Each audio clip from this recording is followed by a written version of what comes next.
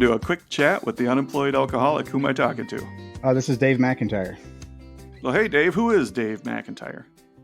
Who is Dave McIntyre? I'm still trying to figure that one out. I grew up in Eastern Pennsylvania, and pretty typical suburban life, though there was a huge area of wilderness out behind my house. And I pretty much spent most of my days out there hunting, fishing, trapping, shooting my 22, and just living that kind of a life. I got really interested. I've always been interested in the wilderness, and it's always been a big part of my life, just being out in nature and things like that. Had kind of a tumultuous upbringing. My father was an alcoholic, and he was a genius. He was an incredibly intelligent man. He ended his career as the director of materials engineering at Boeing Helicopters. So he was a very complicated person, and he drank too much. Life was kind of difficult because of that. Very rocky relationship with him. And my parents had a house up in the mountains, up in northeastern Pennsylvania. And we would go there on the weekends. And it was usually a lot of yelling and fighting and tumult. So my brother and I would tell my parents, hey, just drop us off on the mountain on the way up and pick us up on Sunday on the way home. So we spent a lot of time out in the bush, and we made a lot of mistakes out there. And for me, it became a question of, how do I survive in the wilderness? How do you not get thrown out of the woods? How do you go out there and operate independently and mitigate all those different circumstances that can happen? So wilderness survival became a real interest for me when I was probably about 15 years old. That interest just grew. That lit a fire under me. And I spent a lot of time in the woods just learning how to get along out there, how to pare down my equipment down to nothing. And I became kind of a fanatic about the wilderness. And then I turned into like a terrain junkie, where, okay, if I can do this in the eastern woodlands, what about in the desert? What about these different locations? And it really lit a fire under me to study that as a passion. Around the same time, about 10 days before my 16th birthday, I gave my life to Christ at a Christian camp out in Colorado. And that changed things for me. I was kind of headed down a wrong path before that, petty crime, alcohol, smoking weed, and that sort of thing. And my life turned around, and it was the first time somebody an adult invested time in me and saw value in me. At least that's how I felt. I had a very godly man, Bill Dages, who was about 10 years older than I was. I was 16 at the time. He was 26. And he just spent time with me. He'd pick me up every Thursday morning. We go out to Denny's for breakfast, and he was discipling me. It was about that time also that I decided I wanted to finish my high school education at a Christian school. My parents said, okay, we'll help pay for you to go to college. We're not paying for you to go to high school. So I actually had to pay my own way through Christian school. But I went there, and again, there were teachers there that really invested in me and took an interest in my growth as a person. And up until that point, I was pretty much on my own for all that, and was not making good choices. That developed into a desire for me to be a school teacher. That I decided, that because these people had invested in me and it made such a dramatic impact on my life, that I would do that. So I ended up going to college for secondary education. I got married right out of college, and my wife had grown up as a missionary kid in Brazil. And we had the opportunity to go down to Brazil to teach for 1 year at that time. And I thought, okay, this is my chance to learn that side of my wife's whole experience. So I go down to Brazil for a year and experience all that. And at the end of that year, they asked us to stay for another year because they were going to close the school after that. And I said, okay, we'll pray about it. And of course, the answer came back, yes, stay. So I stayed for a second year. And it was in that second year that I became conversant in Portuguese.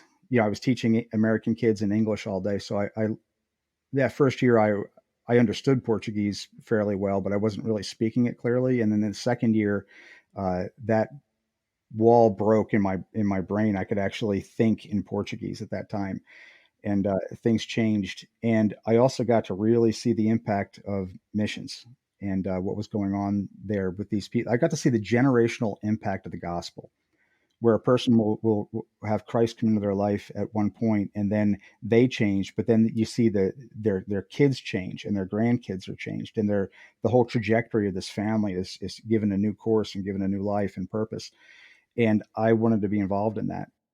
We came home after 2 years, ended up teaching in a Christian school here in the States. But the whole time I was feeling the call to go back to Brazil as a missionary. So 1994, we went down for the summer, and I decided, this is the place I should be. I can teach about Gettysburg and the American Revolution till the end of my life, but it's not going to change people like the gospel will here. I just felt called. From there, I went on and did a pastoral internship of about 2 years, became an ordained Baptist pastor, did 2.5 years of raising support, spoke in over 80 churches, and ended up getting our full support in 1999. We were released to go to Brazil as full-time church planting missionaries with our brand new 3-month-old daughter in tow. Got down to Brazil. And I thought I was giving up the wilderness to do all this. I got down to Brazil and working in the city of Belo Horizonte, Brazil, 5.5 million people in an urban church. And I had a year of language study, a 1-year internship in the Brazilian church, and they asked me to stay on as the assistant pastor there. And I was the youth pastor and the assistant pastor at that church for 7 years. I loved my work in Brazil, but I hated working in the city. At one point, my father-in-law, who was still on the field at the time, he said, we need to get you out of the city and see what's going on. He takes me out of the city, and we found some of the most beautiful wilderness areas just like an hour and a half outside the city.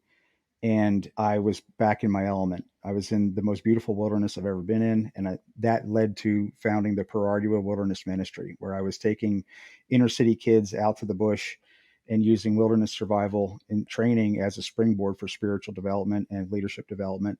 That sounds to me like that's kind of the theme of your story, or kind of the transition.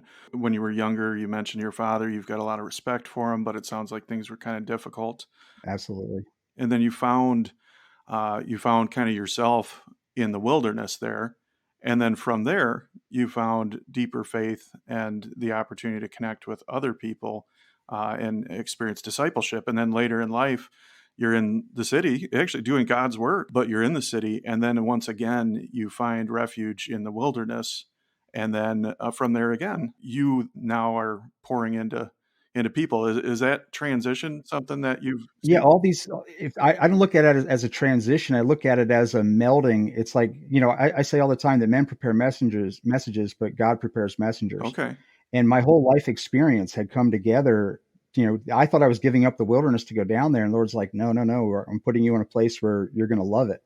And everything that I was at that point, I was in the right place at the right time with the right people and doing what I love. So all of these seemingly unconnected things, the All of them played together. wow, wow. Absolutely. All of them melded together to become, that ministry. And it was highly effective. I mean, the Bush is an incredible classroom. Cause and effect are immediate, and it's a very memorable experience for the kids. And that became a major component of my youth ministry and training ministry in Brazil, Yeah. was taking people into the bush and doing When that. did you know that ministry was so effective? Wow, that's a good question. The first time I took kids out camping, it was absolute disaster. They had no wilderness skills. So I said to them, okay, I'm going to take you out to the bush next time. I'm going to teach you basic wilderness survival so we can keep doing this. And to me at that time, it was just a camping trip. So remember, I got the guys out there and I said, guys, look around. Do you see your mother here? I said, look, I am not your mother. I am here I'm going to do the thing and you're going to watch me do the thing. And the very next time the thing has to be done, you're going to be doing it, because I'm not here to carry your water. I'm not here to cut your firewood. I'm not here to build your shelters. I'm here to teach you how to do these things for yourself. And it's like a light bulb goes off in my head. This is exactly what I'm supposed to be doing in Brazil. Mm, I'm not here to evangelize the Brazilians. I'm here to train the Brazilians how to evangelize their own nation and build their own churches and things. So I'm not going to do for them. I'm going to teach them what to do. wow. And that was a very powerful moment for me, that this is what I'm supposed to do. We had 2008, the dollar crashed in Brazil. We lost 55% of our exchange rate Mm, in Brazil. So it basically took a 55% pay cut. My wife was having some very severe health issues. Some criminal stuff happened regarding our daughter. She was molested. mm. And there was a lot of things that were really attacks on our family. It sounds like a really hard time. It was. It was. There was an extreme crime problem in our area. I don't want to get on all the details, but on the one side, there was all this incredible ministry happening. On the other side, it was tearing us apart.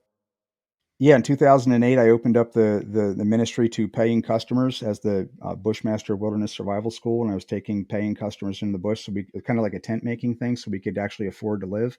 It was just very difficult. Got very, very difficult. And the upshot of it is in 2012, my wife of 25 years decided we were getting a divorce, and that was it. I didn't want the divorce. I don't believe in divorce, but it actually happened. We came home. She went through all the paperwork. She decided to move to Michigan, where her parents live and her brother lives. And if I wanted to see my kids, I had to be around. I had to be here. All of a sudden, everything that I'd worked for my entire life, and all those moving pieces that had come together into this ministry in Brazil, was all of a sudden pulled out from under me, and I found myself living in a one-bedroom apartment in Grand Rapids, Michigan. I got a job inspecting foreclosed homes, and it was the end of everything I had ever built up. I mean, here I have this perfectly good Portuguese. My Portuguese is excellent, and I can't even use it. I have this whole other culture I'm able to work with and within, and I'm pulled out of it. I lost my home in Brazil, everything. And just at the point where I was getting used to being the guy that inspects the foreclosed homes, the company lost the contract for Michigan and 17 other states, and they sold the company, and I was out of a job. You're in Brazil, Yeah, you feel like you end up losing everything, everything. and you come back to a situation that you're not really thrilled about. You're not in the wilderness, you're not in your element, you're inspecting foreclosed homes. And then just as you get the groove of that, that goes away. Yeah, lost the job. So now I'm unemployed, living in Michigan. I had a fiction story that had been writing, and I decided, okay, I had some money saved up at that point. I was going to try and get my books published, and which I did. I published them on Kindle. It was right about that time that I got a message on my Facebook from Left Field Pictures in New York, saying, "You look like a great candidate for our show. Maybe you could put in an application." So I looked into it, and there was this new show, Alone. I'd never even heard of it. And I'm looking at the webpage sent me to, and it says, "We're going to send you to a wilderness area somewhere in the world. It may last up to a year. You'll have no contact with the outside world. You're going to self-document everything, limited amount of gear, no food, no resupply of any kind, and the winner, last person standing, wins $500,000."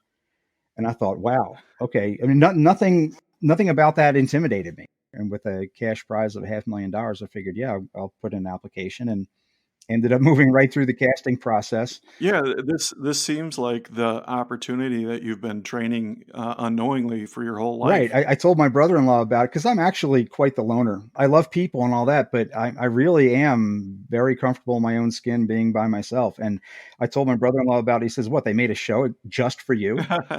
And how appropriate is it that it's left field productions? Because that had to just come right out of left field. And I used to play left field, so I'm familiar with that territory.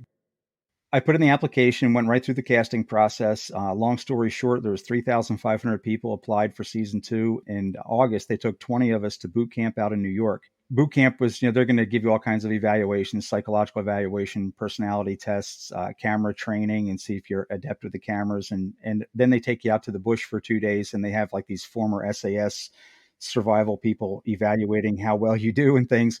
And believe it or not, I was the only person in the field portion to do everything that they told us to do in the time allotted. So you excelled. They put you into a stressful situation. Well, I look what look. Let me give credit where credit's due. I said, "Lord, they're telling you about the show, that you signed the non-disclosure agreement. They tell you all about how the show works, and it's absolutely for real. I mean, there's no shenanigans going on." And I said, "Lord, if you don't want me on this show, just pull back and let me fail here." Because if they offer me a slot on the show, I'm going to take it because this is just amazing and I really want to do it. Rather than pulling back, I just felt his presence every time I was doing something in the field trial. It just worked. None of it was anything new. I'd done everything they asked us to do before, but I was just spot on. So a week after boot camp, they offered me a position as one of the 10 contestants on the show.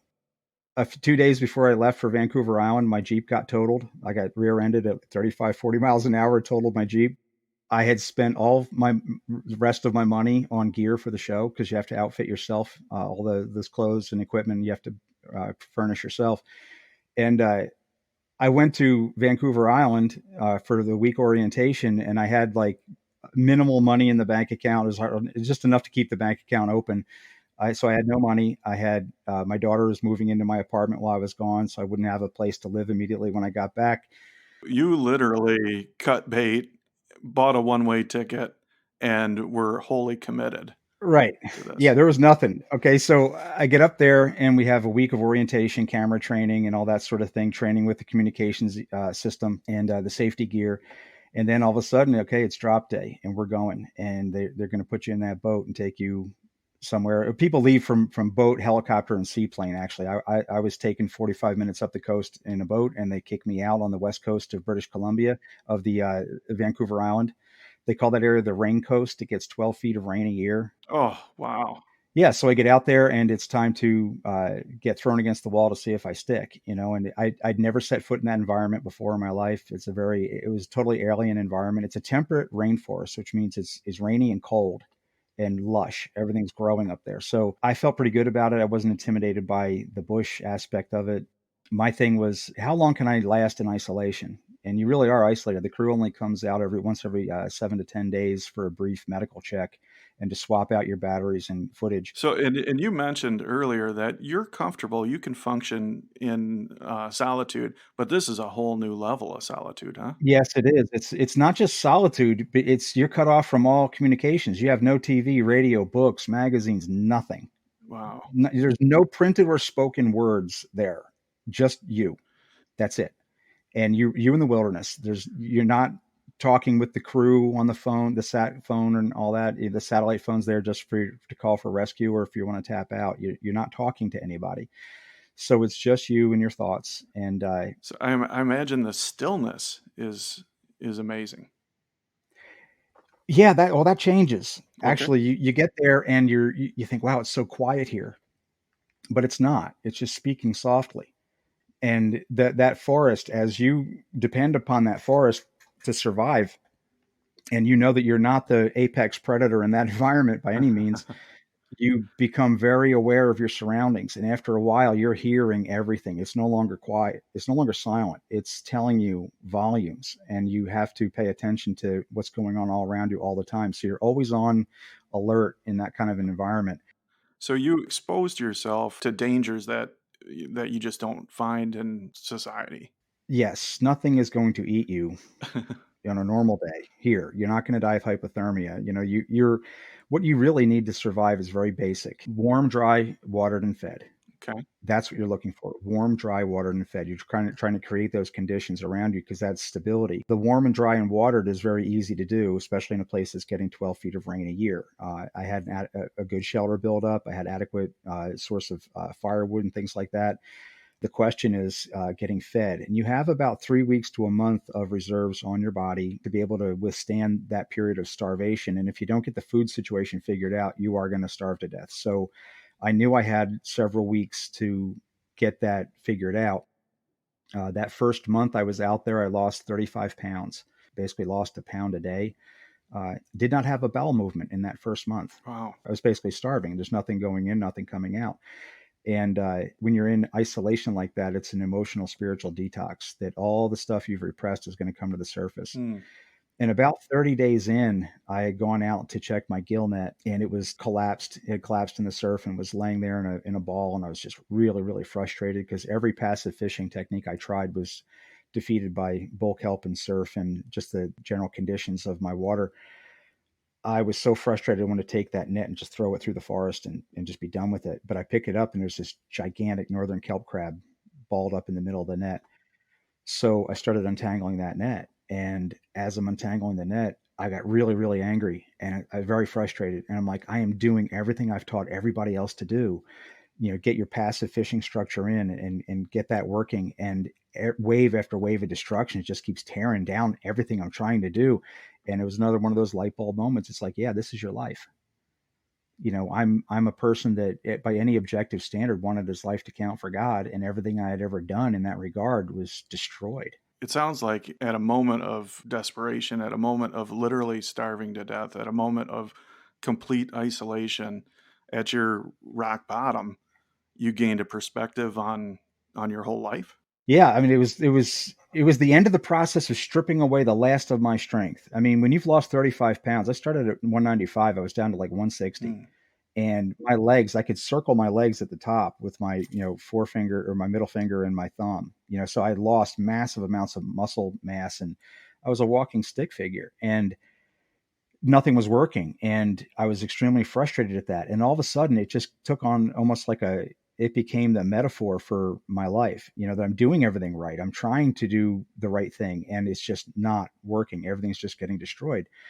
And it was the first time I could see my own contribution to my own failing. Hmm. And I think that month long fast got me to that point of weakness where I just gave up resisting the things I knew I had to deal with.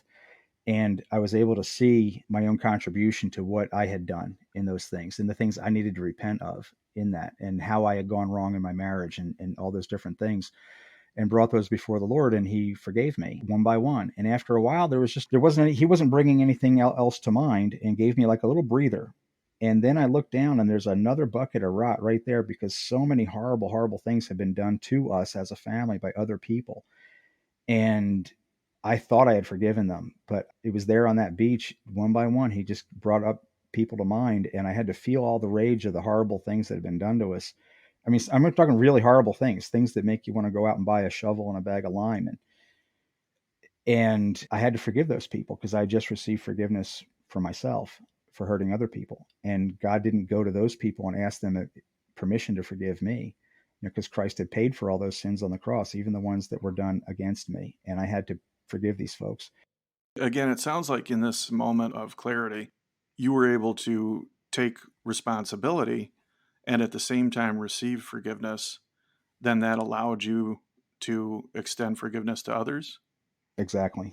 Yeah, because it was so stark. I mean, I had just fought through all those different things that I had done, and felt you feel the guilt of the things that you've done, and that drives you to repentance, and to asking for forgiveness. And then immediately after that, he showed me the pain of the things that have been done to me, and I had to feel that pain and understand, okay, now it's now it's my turn to extend grace and forgiveness. And I did. One by one, those people came up and I forgave them. And after that, I felt light as a feather. I felt really just fantastic. Was that both a figurative and a literal turning point then in your story or in your time? It was an incredibly healing moment that day. And it was probably the worst day I spent out there. I mean, it was at the peak of my weakness. And I went home, I got that crab untangled. I went home and I ate that crab, made a big deal out of it. And then a few days later, I ended up catching six more. It was like an all you can eat crab feast. But having that second source of food, it was like getting a huge raise. I was able to then supplement my fish diet. At that point, I gave up on the nets and set lines and things. I was just actively fishing and finding really good places to fish, and getting consistently eating large portions of bull kelp and catching crabs and fish.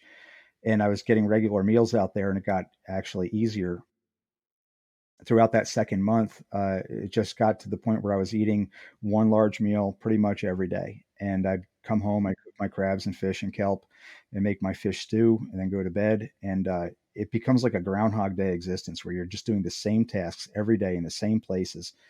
They don't tell you if the other contestants have tapped out or not. You have no idea what's going on in the rest of the world, news wise or anything. You have just completely cut off from the outside world, living this life of hand to mouth, living off the land and filming it.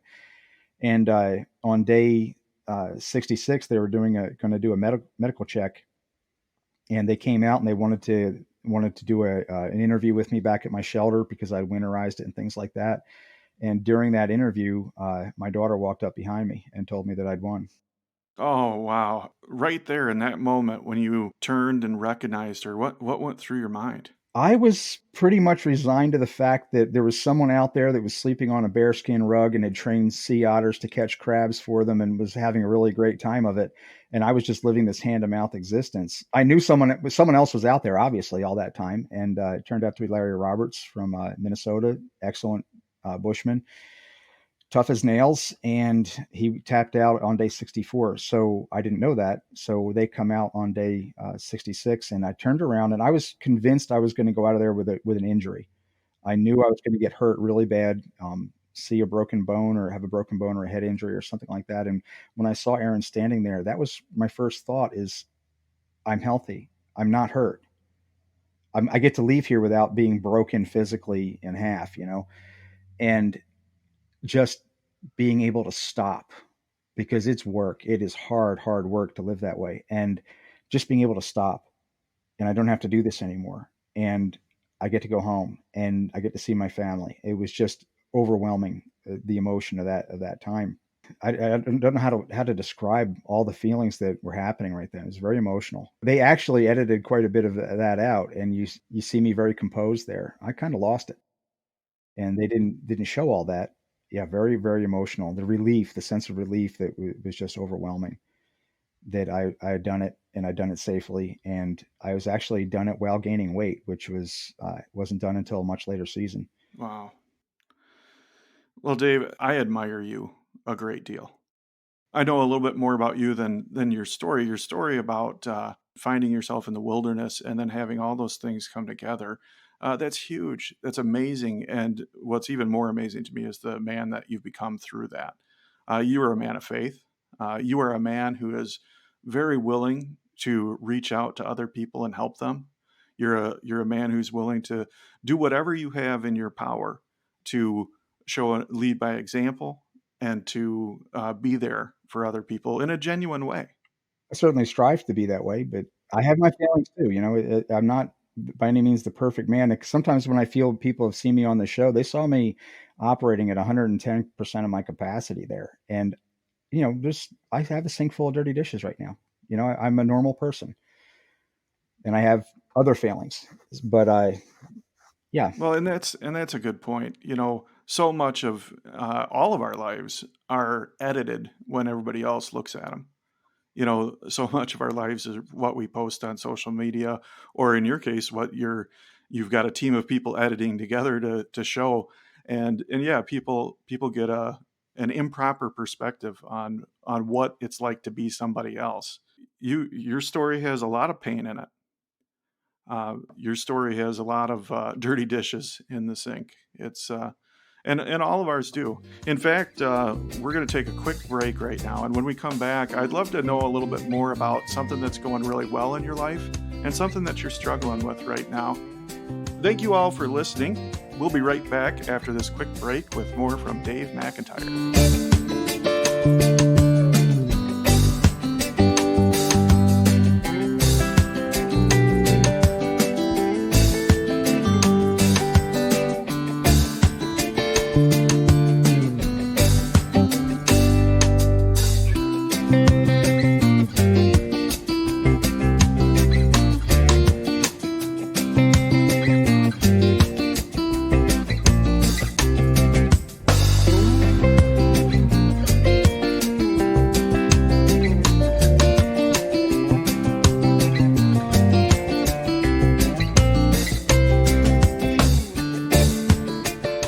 Welcome back to a quick chat with the Unemployed Alcoholic. I'm here with Dave McIntyre, and thank you, Dave, for filling us in on a little bit of your story and who you are.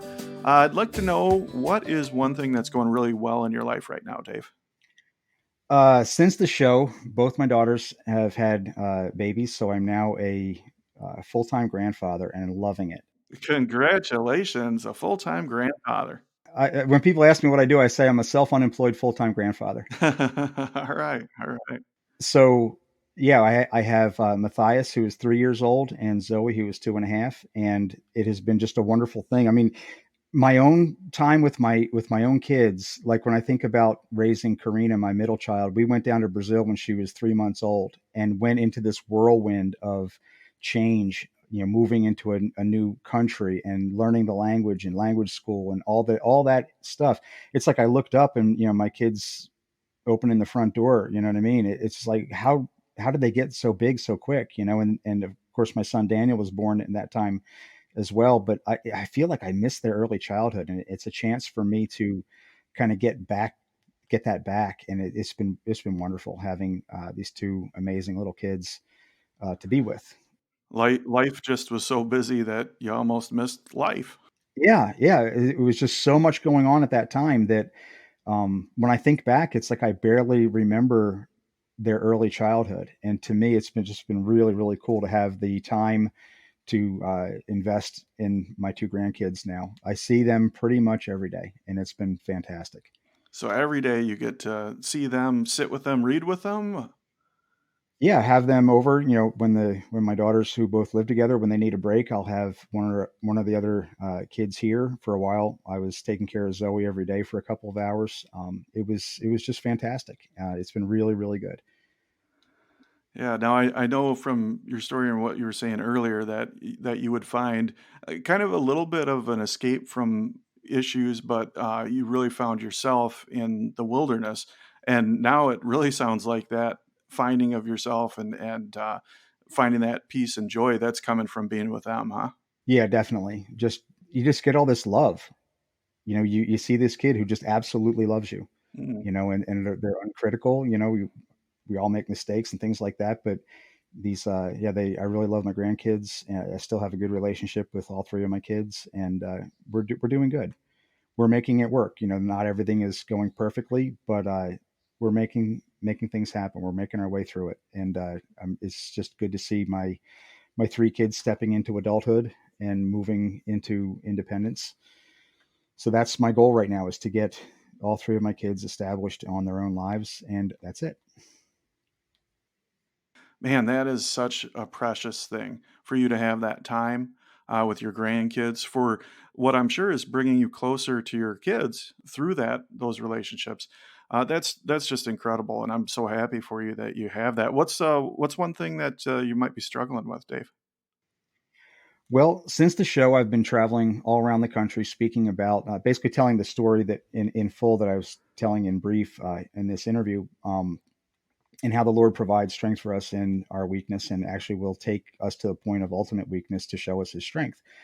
And I've been traveling all around the country speaking at sportsmen's banquets and men's retreats and men's conferences and things like that. And now COVID-19 has completely stripped that away. I have no meetings on the calendar right now. They've Mm. all been canceled. So I really am wondering, okay, what's next? Because that was the focus of what I was doing, and doing very successful at it. I get really good reviews and things like that, but all those opportunities have just disappeared. So now I'm wondering if I should change directions, or what I should be doing with my skills and my message and things like that. That's been the challenge for me. I've always been happiest when I'm teaching, speaking, and writing. And the speaking has taken precedence. Now I'm thinking probably I should be writing more and getting more down on paper. The Lord's laid it on my heart. We have the book of Romans right now because Paul couldn't travel to Rome. Mm. He wanted to go there and just preach and teach them directly. And he was so frustrated at not being able to go there, he decided to sit down and write it all down and send it to them. And for that reason, we have the incredible book of Romans, the most complete exposition of the gospel in the Bible. And now I'm thinking, okay, I'm feeling the frustration of not being able to tell my story. Maybe I should be writing things down and recording things in a more broadcastable medium. Yeah, yeah. And that's the challenge right now for me, to use this. What if life gives you lemons, you make lemonade. Life gives you isolation, well, use that to get your message out some other way. I love speaking. I'm always the happiest when I've got a microphone in my hand and I'm up speaking. Mm. It makes me super nervous before I do it. I get up there and it's like I'm in my element, but I don't have that now. And I fought long and hard to get that back. As a divorced Baptist pastor, you don't get many pulpit Mm. opportunities. Yeah. To be back in the speaking schedule was just amazing, and that's gone. So I'm struggling with that. What do I do now? How do I take this to the next phase? Well, Dave, I can relate to that. I too, well, as you know, I'm known as the unemployed alcoholic, and I do comedy, speaking, and then I also try to support people through a recovery process. Sometimes that has to do with addiction. Sometimes that has to do with trauma. Sometimes that just has to do with connecting and talking through stuff. And I too really have found myself on stage with a microphone, and that's where I felt comfortable. And from a point of desperation, of being unemployed, battling alcoholism, I've transitioned into a full time feasible opportunity to do this professionally and speak and do comedy and stuff. And January and February of this year, they were great months. I got a lot of things booked. And just like you, and just like so many others out there, everything canceled. And I do have a fear of, am I going to be able to get that back? But Your story resonates with me, Dave, when you talk about being on that beach and getting to a breaking point and the clarity that that brought to you, the ability to take responsibility for some things, the ability to then accept forgiveness for those things, and then to take that and apply that to other people in your life, both the forgiveness and the understanding.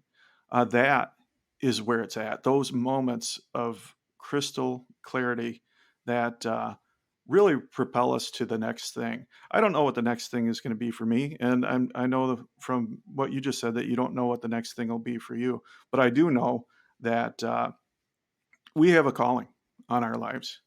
We have a mission. We have skills. We have things that we can use to add value to people around us. And Dave, whatever that next thing is going to be for you, it's going to be incredible.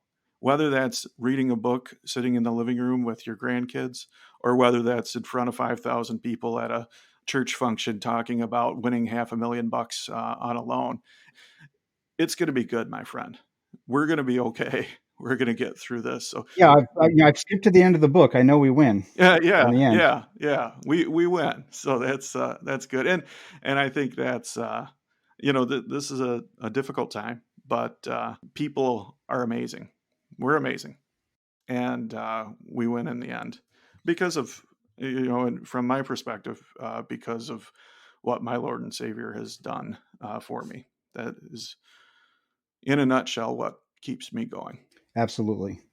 The I think the whole point of my experience out there was that the Lord stripped me down to nothing, put me in a position where I'm actually starving to death, where my body's going to die and getting weaker and weaker and weaker, to see how He gives us strength moment by moment to get through not the whole thing, but the next thing. That He does not give you strength to go through the entire thing He's called you to do. He gives you strength to go through the next thing He's called you to do. So it's like the manna, collecting it day by day. You have to depend on Him moment by moment to do the next thing, and He will show you the next thing, and He will give you the strength to do it, and it will work out to His purpose. And that's the thing we have to keep in focus, is Him. And He will take us to the point of weakness to show us that the strength He pours out on us only reflects glory back to Him. That our responsibility is to submit to Him and to be humble before Him and allow Him to work through our lives. I say I'm not interested in doing things for God anymore. I'm interested in what God can do through me. Mm. I'm not going to come up with some agenda and plan my workout for God, because I look back at it and all the different things He brought me through and the way they all mesh together to prepare me for the thing that He had me to do. Why did He have me have this interest in wilderness survival, and teaching and preaching background? He put it all together. So now I'm this formed person, and I've got this experience, and I want to see what He's going to do with it and through me, rather than me trying to figure it all out ahead of time and work my plan according to the things He's given me. He's given me those things so that He can use them. Well, Dave, that's very wise. In fact, that's the kind of wisdom that, from my experience, comes from a place of brokenness, comes from a place of being humble and being humbled, and then finding the strength through that. So thank you for sharing your wisdom. Thanks for sharing your story, and thanks for sharing who you are, Dave. How can people reach you? They can find me on Facebook, Dave McIntyre, or my public figure page is David McIntyre. I also have a website, davemcintyrewilderness.org.